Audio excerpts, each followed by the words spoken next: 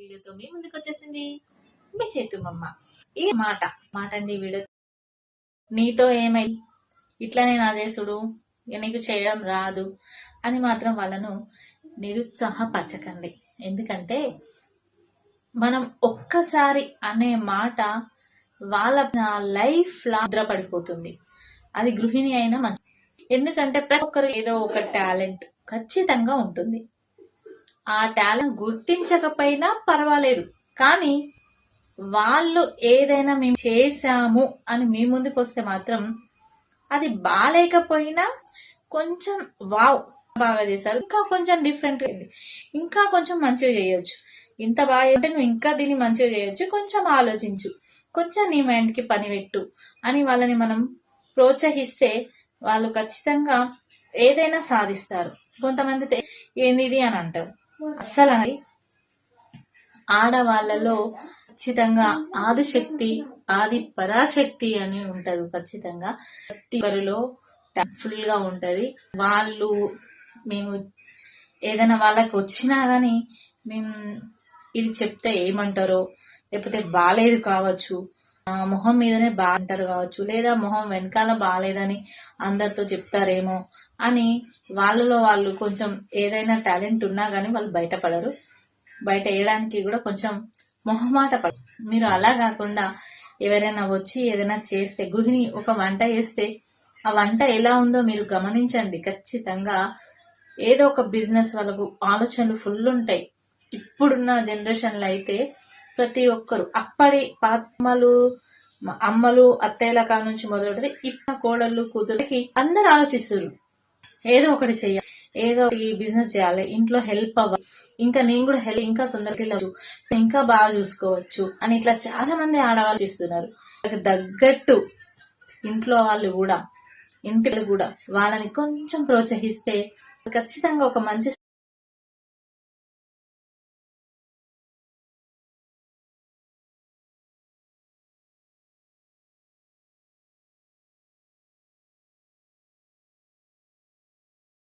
బోలుదోము, ఓడు, వంట నీకు ఇదే సరిపోతుంది అని అసలు అనుకోకండి. తెలిసిన ఒక అక్క ఉంది. ఆ అక్కకి చాలా టాలెంట్ ఉంది. ఆ అక్క పని హస్బెండ్ ని ఆఫీస్ కి పంపించడం, పిల్లల్ని స్కూల్ కి పంపించడం, అత్తమ్మను మామయ్యను చూసుకోవడం, జాయింట్ ఫ్యామిలీ వాళ్ళ అత్త మామయ్యతో ఉంటారు, వాళ్ళని చూసుకోవడం అక్కడికే ఆమె లైఫ్. కానీ ఆమె టాలెంట్ ఫుల్ ఎందులో అంటే వంట చాలా బాగా చేస్తుంది.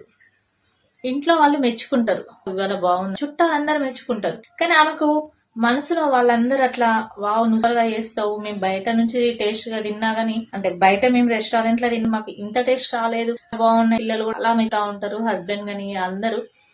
ఆమెకైతే ఒక కోరిక ఉండేది, ఏమని అంటే నేను ఏదైనా బిజినెస్ పెడితే ఎలా ఉంటది, వాళ్ళకి హెల్ప్ అవుతుంది, నేను చేయగలుగుతానా ఏమో తెలియనేమో, వాళ్ళకు రిలేషన్స్ కంటే నా వాళ్ళు కాబట్టి వాళ్ళకి నచ్చుతుంది, బయట వాళ్ళకి నచ్చాలని లేదు కదా, వీళ్ళు ఏదో నిన్ను సంతోషం పెట్టడం కోసం బాగుంది అంటున్నారేమో, బయట వాళ్ళకి నచ్చదు కావచ్చు, నేను చెయ్యగలుగుతాను, నేను బయట ప్రపంచం నాకు తెలియదు కదా అనుకుంటూ ఉన్నది.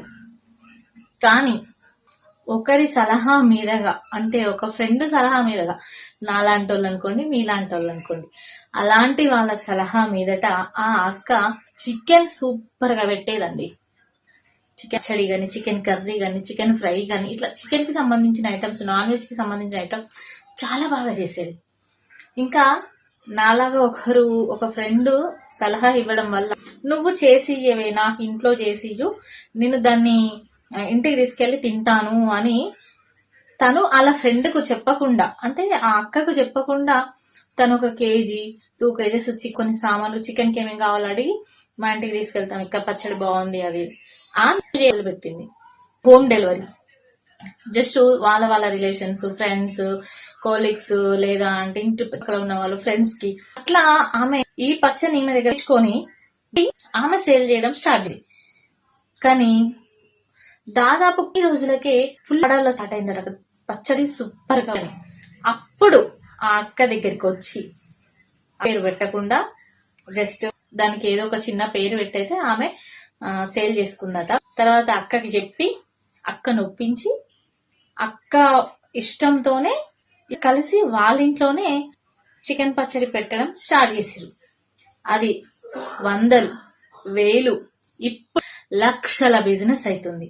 నాకు తెలిసినాక చాలా అంటే చాలా పాపులారిటీ ఆ పచ్చళ్ళకు ఉన్నది. చాలా మంది ఆ పచ్చళ్ళు తింటున్నారు. అలాగే ఈ అక్క 4 గోడల మధ్యలో ఉండి ఫ్యామిలీకే వంట చేసి పెట్టే అక్క ఇప్పుడు ఆమె దగ్గర ఒక 4-5 వర్కర్స్ ఉన్నారు. అంటే 5 ఆ అక్క జాబ్ ఇచ్చింది. వాళ్ళ ఇంట్లోనే ఒక రూమ్ లో పచ్చళ్ళు తయారీలో వాళ్ళని కలుపుకొని వాళ్ళతో పచ్చళ్ళ ప్యాకింగ్, దానికి కావాల్సిన సామాను అవన్నీ పట్టించడం, చేయించడం, అట్లా 4-5 ఏమో ఉద్యోగం ఇచ్చి ఆ 4-5 అక్క శాలరీ కూడా ఇవ్వగలుగుతుంది. ఇప్పుడు వాళ్ళ ఇంట్లో తన వంతుగా కొంచెం సాయం కూడా చేయగలుగుతుంది తన హస్బెండ్ కి. ఇలా ప్రతి ఒక్క ఆడవాళ్ళల్లో పూలు అల్లడంలో ఒక కళ ఉంటది, వంట చేయడంలో ఒక కళ ఉంటది, పచ్చళ్ళు పెట్టడంలో ఒక కళ ఉంటది, పిండి వంటల్లో ఒక కళ ఉంటది. గృహిణిలు అయినంత మాత్రాన వాళ్ళకి ఏమీ రాదు అని అయితే అస్సలు అనుకోకండి. గృహిణి ఆల్వేజ్ అన్ని మైండ్ లో పెట్టుకుంటది. 2 చేతులు కాదు, 10-20 చేతులు ఉంటాయి గృహిణి వెనకాల. అవి మనకు కనిపించవు. ఈ 2 చేతులే కనిపించి మనం గృహిణిని కొందరిళ్ళల్లో తక్కువ చూపుతో చూస్తారు. మీరు ఏం జాబ్ చేసే వాళ్ళకి తెలుస్తుంది, మీకేం తెలుస్తుంది అని. గృహిణిలో ఈ 2 చేతులే కాదు, 5-6 చేతులు ఉంటాయి. అవి వెనకాల, అవి అందరికి కనిపించాయి. మనకు మాత్రమే, ఆ చేసే గృహిణికి మాత్రమే తెలుసు ఆమెలో ఎంత టాలెంట్ ఉంది, ఎంత చెయ్యగలుగుతుంది అని. కాకపోతే ఎవరేమనుకుంటారో, అది సక్సెస్ అవుతుందా కాదా అన్న సంయుక్తంలో పడి సక్సెస్ కాకపోతే ఇంట్లో వాళ్ళతో గొడవలు అయితే, తిట్లు అవుతాయా, డబ్బులు లాస్ అవుతాయా అని. ఏదైనా కానివ్వండి, ఏదన్నా ప్లాన్ వచ్చిందంటే 1-2 సార్లు ఆలోచించి స్టార్ట్ చేయండి. అయితే లాస్ అవుతాం, లేదు అంటే అందులో నుంచి మనం అనుభవం నేర్చుకుంటాం. ఇంకోసారి ఇంకా మంచిది పెట్టాలని ఆలోచిస్తాం. ఇప్పుడు చేసిన పొరపాటు నెక్స్ట్ టైం చేయకూడదని నిర్ణయించుకుంటాం. మరి వీడియో నచ్చితే లైక్ చేయండి, షేర్ చేయండి, కామెంట్ చేయండి, సబ్స్క్రైబ్ చేయడం మాత్రం అస్సలు మర్చిపోకండి. Thank you.